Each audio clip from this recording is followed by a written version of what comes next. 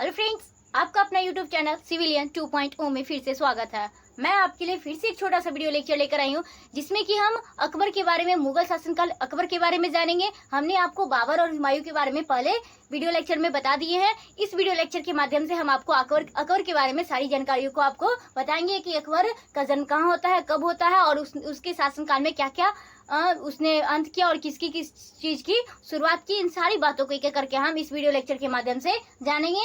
इन video lecture के माध्यम से वही बातें जानेंगे जो आपके एग्जाम में, आपकी परीक्षाओं में सवाल उठेंगे। वही सवालों का जवाब आपको इस वीडियो लेक्चर के माध्यम से आपको दोस्तों मिलेगा। तो दोस्तों सबसे पहले हम शुरू करते हैं कि अकबर कौन था। तो अकबर कौन था दोस्तों? तो मुगल शासनकाल का तीसरा शासक था, जो कि हुमायूं का बेटा था। किसका बेटा था दोस्तों? तो ये हुमायूं का बेटा था। किसका बेटा था दोस्तों? तो हुमायूं का बेटा था। ठीक है। और हुमायूं के बारे में हमने आपको सारी बातें बताई थी, जबकि और किस माँ इसकी कौन सी दोस्तों? तो हमीदा बानो। इसकी माँ का नाम क्या था दोस्तों? हमीदा बानो। इसका जन्म कब होता है दोस्तों? तो इसका जन्म होने के पीछे क्या था होता है दोस्तों कि जब ये हुमायूं को क्या कर दिया जाता है, भारत से निकाल दिया जाता है युद्ध लड़ने के दौरान। तो हुमायूं को जब निकाल दिया जाता है तो ये क्या हो जाता है, काबुल चला जाता है। उसी दौरान क्या करता है, ये अपनी पत्नी को हमीदा बानो को कहाँ रख के छोड़ के जाता है? तो पंजाब के 20 साल के राजा कौन थे दोस्तों? तो पंजाब में कहाँ? अमरकोट में। कहाँ दोस्तों? पंजाब के अमरकोट के एक राजा थे। अमरकोट के एक राजा थे, उन्हीं के यहाँ क्या 20 साल राजा कौन थे दोस्तों वहां का? तो 20 साल थे। उन्हीं के यहाँ क्या करता है, अपनी हमीदा बानो को रखकर छोड़कर चला जाता है। उसी दौरान क्या होता है, अकबर का जन्म होता है। अकबर का जन्म कहाँ होता है दोस्तों, कब होता है? तो 15 अक्टूबर 1542 ईस्वी में। कब होता है दोस्तों? 1542 ईस्वी में किसका जन्म होता है? तो अकबर का जन्म होता है। ठीक है, इतनी बातों को जान लिया है, अकबर का जन्म कहाँ होता है और कब होता है। ठीक है, नेक्स्ट हम ये जानेंगे कि ये राज्याभिषेक क्या हो जाता है। अकबर का राज्याभिषेक भी क्या होता है, एक कम समय में होता है। इसके लिए एक संरक्षक रखवाए गए थे। क्या कि जिनका संरक्षक का नाम क्या था दोस्तों? बैरम खान था, जो इसके संरक्षक था। इसका राज्याभिषेक कैसे होता है वो भी जान लेते हैं। सबसे पहला इसका युद्ध, अकबर का सबसे पहला युद्ध कौन सा लड़ता है दोस्तों? तो लक्ष्मी बारा का जो युद्ध होता है, जो हुमायूं क्या करता है अपने शासनकाल में, जब 1500 कब दोस्तों? तो 1555 ईस्वी में। कब दोस्तों? तो 1555 ईस्वी में जब हुमायूं क्या करता है, लक्ष्मी बारा का युद्ध लड़ रहा होता है, उसी समय अकबर क्या करता है, इस युद्ध में शामिल रहता है। और यही क्या होता है, अकबर का सबसे पहला युद्ध होता है। इसी के बाद क्या होता है दोस्तों, 1555 ईस्वी में क्या करता है, हुमायूं क्या करता है, अकबर को कहाँ का सूबेदार बना देता है। क्या कर देता है, एक पंजाब का सूबेदार बना देता है और एक कॉलर को सूबेदार बना देता है। जिस दौरान क्या हो जाता है, जब ये सूबेदार बन जाता है उसके बाद क्या हो जाती है, 1556 ईस्वी में। कब दोस्तों? हुमायूं की मृत्यु कब हो जाती है? 1556 ईस्वी में क्या हो जाती है, हुमायूं की मृत्यु हो जाती है। तो इसकी मृत्यु कैसे होती है दोस्तों? हमने आपको पिछले वीडियो लेक्चर में बताया था कि इसकी मृत्यु क्या हो जाती है, एक पुस्तकालय, जो ये पुस्तकालय एक बना रहा था, पनाह। कौन पुस्तकालय दोस्तों? तो पनाह नामक एक पुस्तकालय की सीढ़ियों से गिरकर हुमायूं की मृत्यु हो जाती है। ये बात क्या हो जाती है, 17 दिनों तक। कितने दिनों तक दोस्तों? 17 दिनों तक क्या करके अकबर से छुपाकर रखा जाता है। छुपाकर रखने का रीजन क्या था दोस्तों कि अकबर क्या कर रहा था उसमें, पंजाब के कालोर, कहाँ दोस्तों? पंजाब में क्या कर रहा था, एक युद्ध लड़ रहा था, जिस दौरान क्या कर रहा था, इस बात को छुपाकर रखा गया कि उसके पिता यानी हुमायूं की मृत्यु हो गई है। कितने दिनों तक? तो 17 दिनों तक। फिर उसके बाद क्या हो जाते हैं, इसकी मृत्यु हो जाती है हुमायूं की। तो उसके बाद क्या किया जाता है अकबर को, कब दोस्तों? तो 14 फरवरी को। कब दोस्तों? 14 फरवरी को 1556 ईस्वी में। कब? 1556 ईस्वी में राज्याभिषेक किया जाता है। किसका दोस्तों? तो अकबर का राज्याभिषेक किया जाता है। जब अकबर का राज्याभिषेक किया जाता है, इस समय ये क्या होता है, अकबर बहुत ही ज्यादा कम उम्र का होता है, अल्पायु होता है। अल्पायु का मतलब क्या होता है? अल्पायु मतलब कम आयु का। ठीक है, तो उस दौरान क्या होता है, वो कम आयु का होता है। तो इसके संरक्षक रखे जाते हैं। किसके? तो अकबर के संरक्षक होते हैं, जिनका नाम क्या होता है दोस्तों? तो बैरम खान होता है। क्या होता है दोस्तों? बैरम खान इसका क्या होता है, एक संरक्षक होता है, जो इसकी सारी जो भी बातें होती थी वो तो उसको समझदार नहीं था उतना अकबर। तो उस समय कौन इसके संरक्षक में कौन थे? तो बैरम खान थे। बैरम खान के पीछे भी एक बहुत बड़ी कहानी है। ये क्या करता है दोस्तों, बैरम खान एक युद्ध है कि युद्ध लड़ता है। जो कौन सा युद्ध होता है? तो तिलवारा का युद्ध होता है। ठीक है, तो हुमायूं और किसके, हेमू। कौन था दोस्तों? तो हेमू और किसके बीच में होता है, अकबर के बीच में होता है। तो हेमू और अकबर के बीच में एक तिलवारा का युद्ध होता है, जिसके अकबर के नेतृत्व में कौन लड़ रहा था, तो बैरम खां था। तो बैरम खां इसके नेतृत्व में लड़ रहा था। लड़ने के दौरान क्या होता है, ये हेमू को क्या कर देता है, पराजित कर देता है। क्या कर देता है, हेमू को पराजित कर देता है। कौन, तो बैरम खां। और हेमू को जब पराजित कर देता है, उसके बाद क्या होता है, अकबर इसे प्रसन्न होकर इसका एक उपाधि देता है। क्या का उपाधि देता है दोस्तों, तो खान ए खाना का, क्या, खान ए खाना का उपाधि किसको देता है, तो बैरम खां को कौन देता है, अकबर ये उपाधि देता है। जबकि अकबर जो उपाधि देने के बाद क्या होता है दोस्तों, ये बैरम खां था, जो क्या था, शिया, क्या, सिया एक उस समय का एक अलग ही कास्ट होता होगा, तो वो सिया का था। जबकि वहाँ की जनता, जो दिल्ली सल्तनत, जो दिल्ली था वहाँ पे, तो अकबर का जो दिल्ली में क्या थे लोग, वहाँ के लोग सुन्नी थे। क्या थे दोस्तों, सुन्नी, एक अलग अपना धर्म अपनाते थे। जिस कारण से क्या होता है, अकबर और बैरम खां में, किसमें दोस्तों, अकबर और बैरम खां में क्या हो जाता है, विवाद हो जाता है। विवाद आगे जाकर क्या हो जाता है, युद्ध में परिवर्तन हो जाता है। और युद्ध के दौरान क्या होता है दोस्तों, ये बैरम खां हार जाता है और अकबर की जीत हो जाती है। अकबर की जीत हो जाती है तो अकबर क्या करता है, बैरम खां के सामने दो प्रस्ताव रखते हैं। कौन से दो प्रस्ताव रखते हैं दोस्तों, तो दो प्रस्ताव रखते हैं। दो प्रस्ताव ये रखते हैं, या तो आप दूसरे कहीं दूर राज्य में जाकर क्या करे, दूर राज्य में जाकर या तो वहां का सूबेदार बन जाए, या तो दूसरा हज की यात्रा पे निकल जाए। कौन सी यात्रा पे निकल जाए, तो हज की यात्रा पे। तो ये बैरम खां क्या चुनता है कि हम हज की यात्रा पे निकल जाते हैं। कहाँ निकल जाता है दोस्तों, तो हज की यात्रा पे निकल जाता है। जिस दौरान क्या हो जाती है, इसकी मृत्यु हो जाती है। मृत्यु होती नहीं है, हत्या करवा दी जाती है। तो हत्या कौन कर देता है इसका, एक मुबारक खान, गुजरात का एक पाटक नामक स्थान पर इसकी हत्या, बैरम खां की हत्या कौन कर देता है, मुबारक खां कर देता है। और इसकी मृत्यु हो जाती है, बैरम खां की मृत्यु हो जाती है। जिस कारण से अकबर क्या हो जाता है, इसके संरक्षण से क्या हो जाता है, मुक्त हो जाता है। संरक्षण से मुक्त होने के दौरान क्या हो जाता है, ये बैरम खां के क्या होते हैं, एक बेटा होता है। कौन होता है दोस्तों, एक बेटा होता है और एक पत्नी होती है। तो पत्नी को क्या, पत्नी के नाम क्या होता है, सलीमा। क्या होती है दोस्तों, सलीमा एक उनकी पत्नी थे बैरम खां की। तो उससे क्या कर लेता है, ये विवाह कर लेता है। कौन दोस्तों, तो अकबर विवाह कर लेता है। पहले के राजा रानी क्या होते थे, एक नहीं 10 नहीं 1000 शादियां करते थे।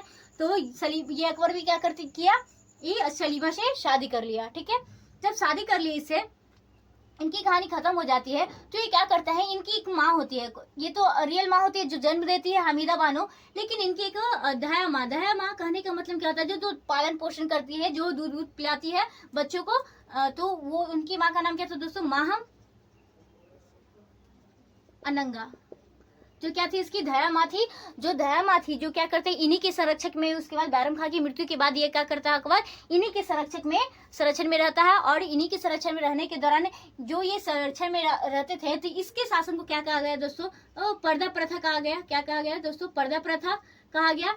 या फिर क्या कहा गया दोस्तों, इसे पेटीकोट प्रथा क्या कहा गया, क्या कहा, पेटीकोट प्रथा कहा गया। जब ये क्या किनके, तो माहम अनंगा के जब संरक्षण में था। कौन, अकबर 2 सालों तक क्या था, माहम संरक्षण के में था। ठीक है, कब, 1560 ईस्वी में। कब दोस्तों, 1560 से लेके 1562 ईस्वी तक ये क्या करता है, ये अपनी दया माँ के नेतृत्व में संरक्षक में रहता है। ठीक है, ये सारी कहानी होने के बाद क्या होता है दोस्तों, जब ये 2 साल बाद ये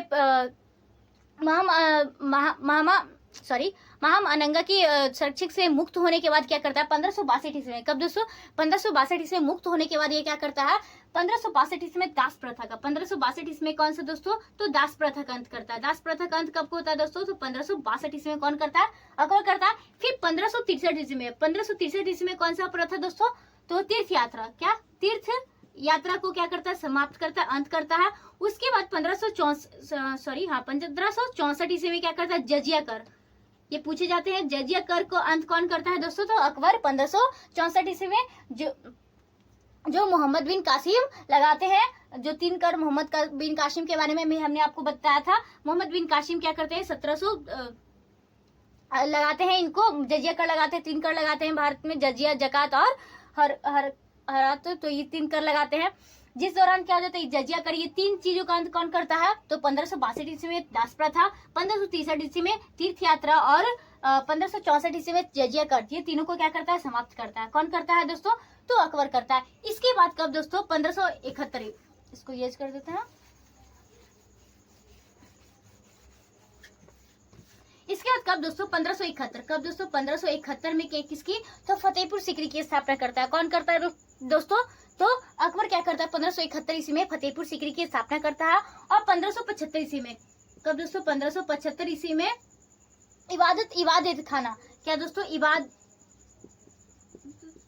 एक खाना की स्थापना करता है। कौन करता है दोस्तों, इबादत एक खाना की स्थापना कौन करता है 1575 ईस्वी में, कौन करता है दोस्तों, तो अकबर करता है। इसका करने का मतलब, इसको ये भी कहा था दोस्तों, तो फतेहपुर सीकरी में कहा था, फतेहपुर सीकरी में था, ठीक है। इसका करने का रीजन क्या था दोस्तों, इसका स्थापना, ये एक ऐसा जगह होता था, संस्था होता था, जहाँ पे लोग क्या करते थे, अलग अलग धर्म के लोग आते थे और अपने धर्मों का उल्लेख करते थे, बताते थे, लोग एक दूसरे के धर्म के बारे में जानते थे। लेकिन यहाँ ये ज्यादा दिन तक नहीं चला, क्यों, क्योंकि यहाँ लोग आकर क्या करने लगे थे, मारपीट करने लगे थे, जिस दौरान से ये क्या हो गया, बंद हो गया। कब, कुछ समय बाद ये क्या हो जाता है, बंद हो जाता है। और बंद होने के बाद क्या हो जाता है, मारपीट होने के कारण इस नीति को क्या कहा गया दोस्तों, जो ये बंद की गई और ये सारी नीति को क्या कहा गया, सुलह ए नीति क्या किएगा, कहा, इसे अकबर ने क्या किया, सुलह एक नीति कहा गया, ठीक है। जब ये सारी हो गई तो लास्ट में फिर 1578 से वापस इसको खोल दिया जाता है, इबादत ए खाना को, ठीक है। ये सारी बातें यहाँ तक हो गई। इसके बाद हम ये जानेंगे कि इनके ये क्या क्या थे, एक नए कैलेंडर, क्या क्या था दोस्तों, ये अकबर ने, किसने, अकबर ने क्या किया था, एक नए कैलेंडर, पहले एक कैलेंडर चलता था हजरी संबंध, ये मुसलमानों का कैलेंडर होता है, तो पहले ये कैलेंडर चलता था। लेकिन ये क्या हो गया 1583 ईस्वी में, कब दोस्तों 1583 ईस्वी में अकबर एक नए कैलेंडर, जिसको इलाह संबंध, एक न्यू कैलेंडर को जारी करता है। और ये किसके समय होता है दोस्तों, तो अकबर करता है, ठीक है। तो पूछ सकते हैं कि हजरी संबंध से इलाहा संबंध में कैलेंडर कौन सा किया था और कब किया था, तो 1583 में अकबर करता है, ठीक है। जब ये सारी हो गई तो फिर उसके बाद इसने क्या किया था, एक नए धर्म चलाए थे, जिसको मानने वाला मात्र एक महेश दास, कौन सा दोस्तों, महेश दास, जिसको आप लोग जानते होंगे बीरबल के नाम से। तो बीरबल का रियल नेम क्या होता है, मूल नाम क्या होता है, महेश दास होता है। वो ही एकमात्र था जो क्या करता है, एक नए धर्म को अपनाता है, जो कि अकबर द्वारा चलाया जाता है। जब वो अकबर को एक अकबर के बारे में ये कहा जाता है कि उनके बेटे का नाम सलीम क्यों पड़ा, तो एक सलीम एक चिश्ती, कौन थे दोस्तों, एक महान सूफी संत, कौन से दोस्तों, महान एक सूफी संत थे सलीम एक चिश्ती, जिन्हीं के नाम पर, जिनसे वो क्या हुए थे, अकबर बहुत ज्यादा प्रभावित हुए थे, बहुत ज्यादा उनसे अच्छी अच्छी बातों को सीखे थे। तो उन्हीं के नाम पर क्या किया गया, अपने बेटे सलीम का नाम किसने रखा दोस्तों, तो अकबर ने अपने बेटे का नाम सलीम रखा था। ये सलीम चिश्ती का मकबरा कहाँ है दोस्तों, तो ये भी कहाँ है, फतेहपुर सीकरी में है। ये सारी बातें हमने आपको किनके बारे में बता रही है, सब अकबर के बारे में है। तो ये सब आप ये ध्यान में रखिएगा, ये सवाल पूछे गए हैं और PYQ में है, देखे हैं हमने कि पूछे गए हैं कि सलीम चिश्ती का मकबरा कहाँ है, तो फतेहपुर सीकरी में। और बहुत सारे ऐसे सवाल हैं जो आपको अकबर से पूछे गए हैं। और अकबर की कहानी आपको पता ही होगा कि बहुत ही महान शासक था और बहुत ही ज्यादा अच्छे काम किए थे इसने, तो इसलिए ज्यादा सवाल अकबर से भी पूछे जाते हैं। नेक्स्ट दोस्तों हम ये जानेंगे कि इसने क्या किया था, इनके महलों में क्या थे, अकबर के जो दरबार थे उनमें नवरत्न रहते थे, कितने, तो 9 रत्न रहते थे। 9 नवरत्न मतलब महान जो इस कार्य में महान होते थे उनको क्या कहा जाता, रत्न कहा गया था। तो नवरत्न रहते थे, कौन कौन रहते थे दोस्तों, तो बीरबल रहता था, तानसेन थे, टोडरमल था, मानसिंह थे, अबुल फजल थे, फैजी था, अब्दुल खाना था, और ये सारे लोग कहाँ थे, और हकीम हुकाम थे, जो नवरत्न जो किनके थे, तो ये अकबर के नवरत्न थे, ठीक है। तो एक ही करके हम आपको लिख के समझाएंगे, परेशान होने की कोई बात नहीं है, तो घबराइएगा नहीं। ये नहीं कि हम आपको सिर्फ बोलकर समझाकर चले जाएं, आपको एक एक करके नोट डाउन करके लिखवा देंगे। आप इसको अच्छे से नोट डाउन कीजिएगा, याद कीजिएगा, पढ़िएगा, जिससे क्या होंगे कि आपके सवाल एग्जाम में बिल्कुल भी ना छूटेंगे। तो इतनी कहानी के बाद लास्ट में हम ये जानेंगे, उसके बारे में हम आपको और भी बातें जानकारी करेंगे। पहले इतनी बातों को हम लिखकर नोट डाउन करके अच्छे से समझ लेंगे। लास्ट में इसकी मृत्यु हो जाती है डायरिया के कारण। किसके कारण हो जाती है मृत्यु, तो पूछी जाती है कि अकबर की मृत्यु किसके कारण होती है, तो डायरिया के कारण होती है। और कब हो जाती है, तो कब 1605 ईस्वी में, कब 1605 ईस्वी में क्या हो जाती है, अकबर की मृत्यु हो जाती है। किसके कारण होती है, तो डायरिया के कारण। जितने हमने आपको बात बताए किसके बारे में, अकबर के बारे में, हम आपको एक एक करके नोट डाउन कर देते हैं, जिसे आप आसानी से समझ। तो हम दोस्तों देखते जाते हैं कि जन्म कब होता है और कहाँ होता है। तो इसका जन्म कहाँ होता है दोस्तों? तो 15 अक्टूबर 1542 ईस्वी में अमरकोट के राजा बीरसाल के महल में होता है। कहाँ होता है दोस्तों? राजा बीरसाल के महल में होता है। इसके पिता का नाम क्या है दोस्तों? तो हुमायूं होता है। और इसकी माता का नाम क्या होता है जो जन्म देती है? उनका नाम क्या होता है? हामिदा बानो। क्या होता है? हामिदा बानो। जबकि धया माँ की नाम क्या होता है दोस्तों?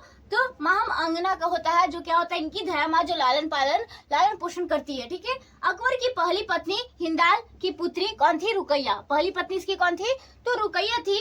1555 ईस्वी में मच्छीवाड़ा के युद्ध में सर्वप्रथम अपने पिता के साथ कौन सा युद्ध लड़ता है? तो मच्छीवाड़ा का युद्ध लड़ता है, जो इसका अकबर का प्रथम युद्ध होता है।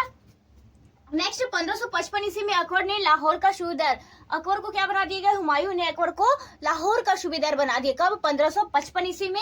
और 1556 ईस्वी में किसकी मृत्यु हो जाती है? हुमायूं की, यानी कि अकबर की पिता की मृत्यु हो जाती है। कहाँ होती है? तो पनाह नामक पुस्तकालय के सीढ़ियों से गिरकर क्या हो जाती है? हुमायूं की मृत्यु हो जाती है। नेक्स्ट हम देखेंगे कि जब हुमायूं की 1556 ईस्वी में मृत्यु हो जाती है तो 14 फरवरी, कब दोस्तों? 14 फरवरी 1556 ईस्वी में अकबर को राज्याभिषेक कहाँ किया जाता है? तो पंजाब के कालनौर। कहाँ? पंजाब के कालनौर में उसका राज्याभिषेक होता है। नेक्स्ट, अकबर का संरक्षक किनको बनाया जाता है? क्योंकि उस समय क्या था? अकबर बहुत ही अल्पायु था, मतलब कम उम्र का था। उस समय उनका एक संरक्षक बना दिया जाता है, जो कौन था दोस्तों? तो बैरम खां था। ठीक है। 1556 ईस्वी में पानीपत का दूसरा युद्ध होता है। पानीपत का दूसरा युद्ध क्या कब होता है दोस्तों? 1556 ईस्वी में, जिसमें अकबर की ओर से कौन लड़ता है? बैरम खां लड़ता है और हेमू के बीच होता है। दोस्तों हमसे थोड़ा मिस्टेक हो गया है। हुआ क्या कि 1556 ईस्वी में जो हमने आपको तलवाड़ा का युद्ध बताया था, वो 1560 ईस्वी में होता है। कब होता है दोस्तों? 1560 ईस्वी में होता है। और किसके बीच होता है? तो 1556 ईस्वी में होता है पानीपत का दूसरा युद्ध। कब होता है दोस्तों? 1556 ईस्वी पानीपत का दूसरा युद्ध होता है, जो हेमू और अकबर की तरफ से कौन लड़ता है?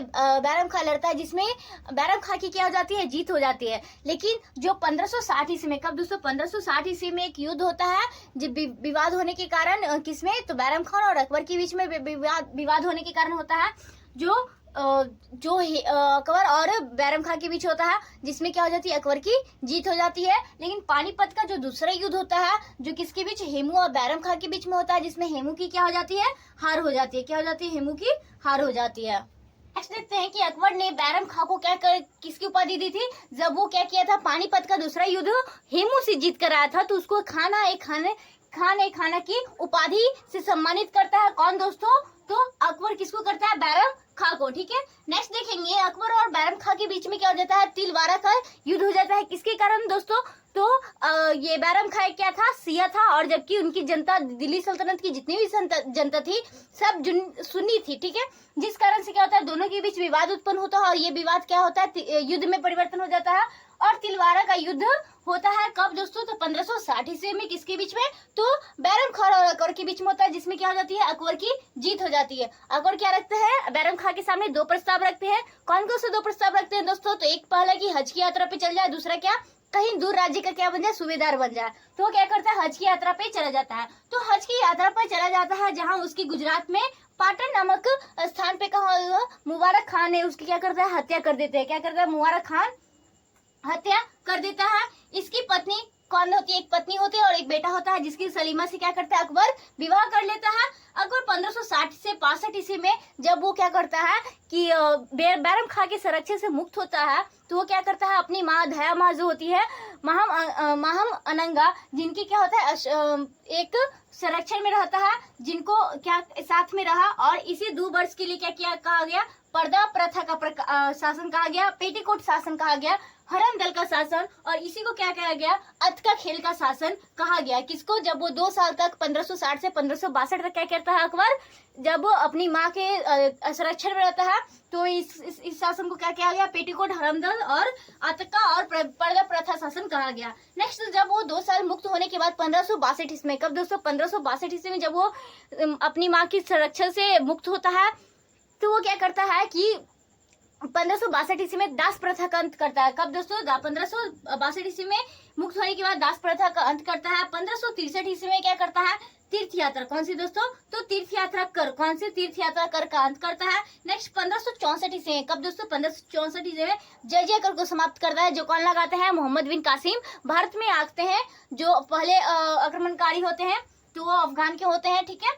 तो वो लगाते हैं जजिया कर। तो इनको कौन समाप्त करता है? तो अकबर करता है कब? 1564 ईस्वी में।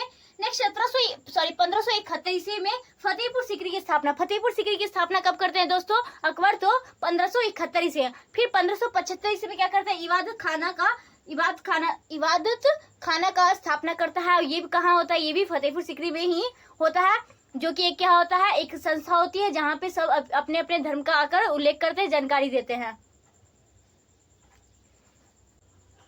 आगे देखेंगे कि 1582 में, कब दोस्तों? 1582 में क्या करता है अकबर? एक दिन इलाही नामक एक नए धर्म का शुरुआत करता है, जो केवल एकमात्र व्यक्ति, जो कौन था दोस्तों? महेश दास, जिसको बीरवर नाम दिया था। किसने? अकबर ने नाम दिया था। महेश दास क्या करता है? सिर्फ एक इस धर्म को अपनाता है, दीन इलाही धर्म को अपनाता है। जो कौन चलाता है दोस्तों? तो 1582 से में अकबर इसको चलाता है। नेक्स्ट, इस धर्म को केवल एकमात्र महेशदास अपनाता है, ठीक है। दीन इलाही धर्म का प्रधान कौन था दोस्तों? तो अबुल फजल। दीन इलाही का प्रधान कौन था दोस्तों? तो अबुल फजल। ये इनके क्या थे? एक नवरत्न का भी हिस्सा थे। बीरबल भी एक नवरत्न का हिस्सा था, जो आगे हम देखेंगे। नेक्स्ट 1583 से में अकबर ने क्या किया था? हिजरी जो संवत कैलेंडर थी उसको बदलकर इलाही संवत में किया था। किसने किया था दोस्तों?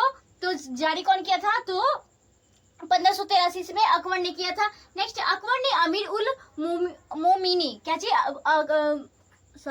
अमीर उल मोमिनी की उपाधि धारण की, जो केवल कौन धारण करता था? केवल खलीफा लोग धारण करते थे, जो अकबर ने धारण की थी। नेक्स्ट, अकबर के समकालीन एक सूफी संत कौन थे दोस्तों? शेख सलीम चिश्ती, जिससे वो बहुत ज्यादा प्रभावित हुए और इन्हीं के नाम पर अपने बेटे का नाम सलीम रखा, जो आगे जाकर जहांगीर के नाम से जाना गया, ठीक है। नेक्स्ट, सलीम चिश्ती का मकबरा कहाँ है दोस्तों? तो सलीम चिश्ती का मकबरा फतेहपुर सीकरी में। कहाँ है दोस्तों? फतेहपुर सीकरी में। ये सवाल पूछे जाते हैं। अकबर ने सीताराम प्रकार के कौन से प्रकार के सिक्के चलाए थे? इसने दाम रुपए के अलग अलग सिक्के चलाए थे। वृत्ताकार, आयताकार, अलग अलग तरह के सिक्के इसने चलाए थे। किसने दोस्तों? तो अकबर ने, ठीक है।